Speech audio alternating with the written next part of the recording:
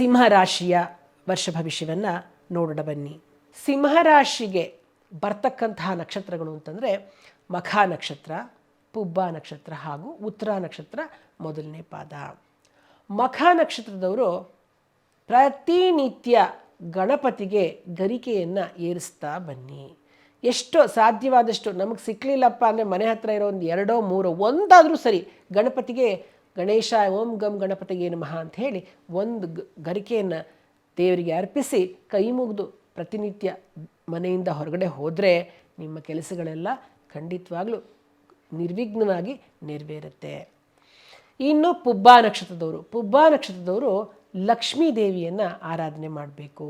ಪ್ರತಿನಿತ್ಯ ಲಕ್ಷ್ಮಿಗೆ ಒಂದು ಸ್ತೋತ್ರವನ್ನು, ಯಾವುದಾದ್ರು ಲಕ್ಷ್ಮಿಯ ಸ್ತೋತ್ರವನ್ನು ಹೇಳಿಕೊಂಡು ಹೋಗೋದ್ರಿಂದ ನಿಮಗೆ ಹಣಕಾಸಿನ ವಿಷಯದಲ್ಲಾಗಲಿ ಅಥವಾ ಆರೋಗ್ಯದ ವಿಷಯದಲ್ಲಾಗಲಿ ನಿಮಗೆ ತುಂಬ ಒಳ್ಳೆಯದಾಗತ್ತೆ.